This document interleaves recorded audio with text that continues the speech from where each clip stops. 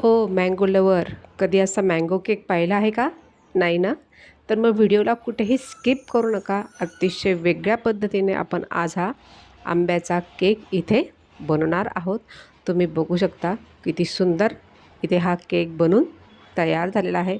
Super soft, super spongy आणि एकदम खायला म्हणाल तर अप्रतिम. चला तर मग रेसिपीला सुरुवात करूया. इथे मी 1 वाटी बारीक रवा घेतलेला आहे. त्यानंतर त्याच वाटीने इथे मी जवळपास मँगो पल्प घेतलेला आहे आणि हा मँगो पल्प जो आहे तो आपल्याला न पाणी टाकता हा वाटून घ्यायचा आहे. त्यानंतर अर्धा कप आहे इथं दही. त्यानंतर इथे हे जे सगळे जिन्नस आहे हे छानपैकी आपल्याला एकजीव करून घ्यायचे आहे. चॅनलवर नवीन असाल तर चॅनलला अवश्य सबस्क्राईब करा आणि व्हिडिओला जास्तीत जास्त लाईक आणि शेअरसुद्धा करा आणि सबस्क्राईब तर नक्कीच करा. असेच वेगवेगळे नवनवीन व्हिडिओ आपल्या चॅनलवरती येत असतात आणि अतिशय सोप्या पद्धतीने आपण सगळे हे पदार्थ सांगत असतो. तर इथे तुम्ही बघू शकता 15 मिनटं आता आपल्याला हे सगळं झाकून ठेवायचं आहे. जवळपास इथे 15 मिनटं होऊन गेलेले आहेत आणि तुम्ही बघू शकता रव्याने जे आहे ते किती छानपैकी इथे फुलून आलेलं आहे. सगळं यामध्ये शोषलं गेलेलं आहे.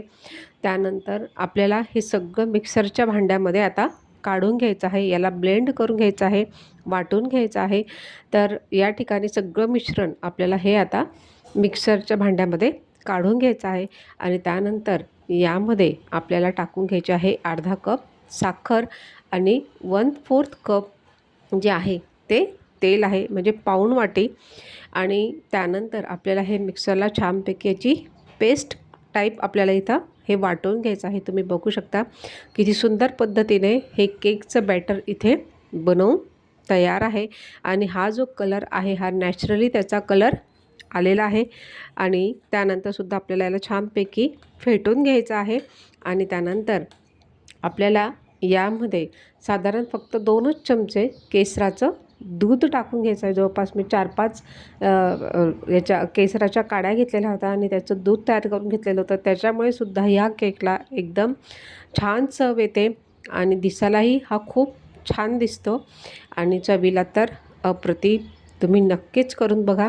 त्यानंतर इथे आपल्याला टाकून घ्यायचं आहे 1 चमचा बेकिंग पावडर आहे, जी केकमध्ये आपण टाकत असतो आणि 1/4 चमचा म्हणजे एकदम थोड्याच प्रमाणात आपल्याला इथे सोडा टाकून घ्यायचा आहे.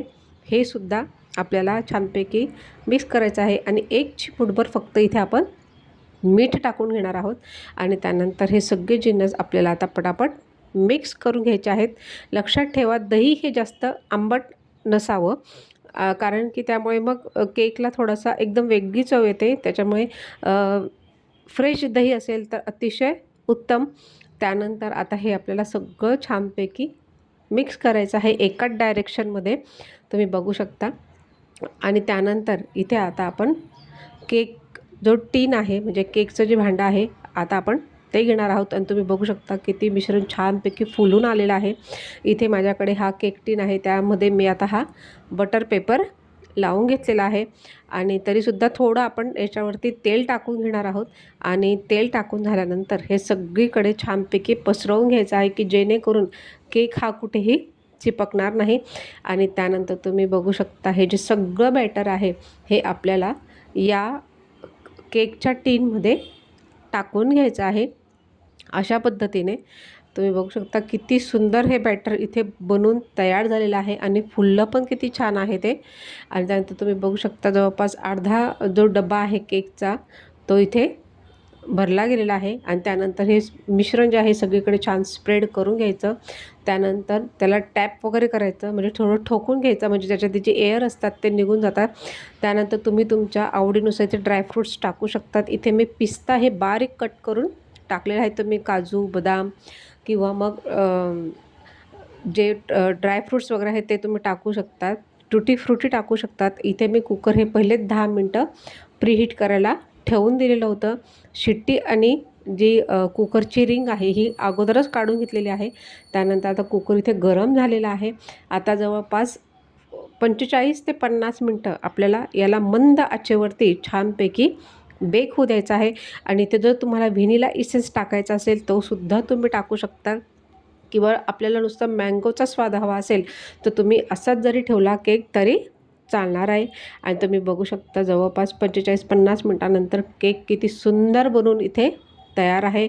आपण टूथपिक टाकून बघूया, कुठेही चिपकत नाही आहे, टूथपिक एकदम क्लीन निघते आहे. याचाच अर्थ आपला केक इथे बनून आता हा तयार झालेला आहे. किती सुंदर हा केक इथे बनून तयार झालेला आहे, तुम्ही बघू शकता.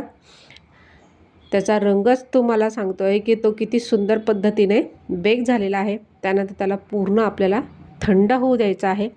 थंड झाल्यानंतर त्याच्या कडा आपल्याला थोड्या सैल करून घ्यायच्या आहेत आणि एक ताटात म्हणा किंवा तुमच्याकडे जे काही भांडं असेल त्याच्यामध्ये आपल्याला वरतून असा टॅप करायचा आहे की जेणेकरून जो केक आहे तो लगेच खाली येतो. आणि इथे आपला हा जो आता केक आहे हा इथे बनून तयार आहे.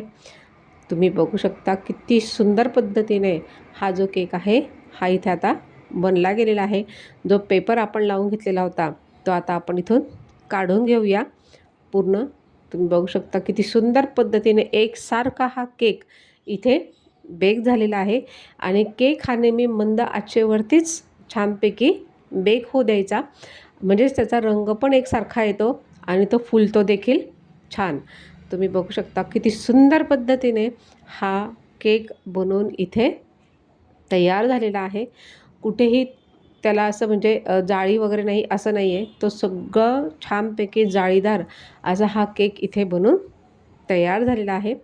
आणि इथे तुम्ही बघू शकता किती सुंदर पद्धतीने हा केक बनवून तयार झाला आहे आणि सुपर सॉफ्ट अजून. आणि दिसायलाच तो इतका छान दिसत होता, तर खायला तर एकदम अप्रतिम. त्याचे पीसेस आम्ही ते करून घेतलेलं आहे. व्हिडिओ जर आवडला असेल तर व्हिडिओला नक्कीच लाईक करा, शेअर करा, कमेंट्स करा आणि तुम्ही नक्कीच अशा पद्धतीने हा आंब्याचा केक बनवून बघा आणि चॅनलला नक्कीच सबस्क्राईब करा. व्हिडिओ बघितल्याबद्दल धन्यवाद.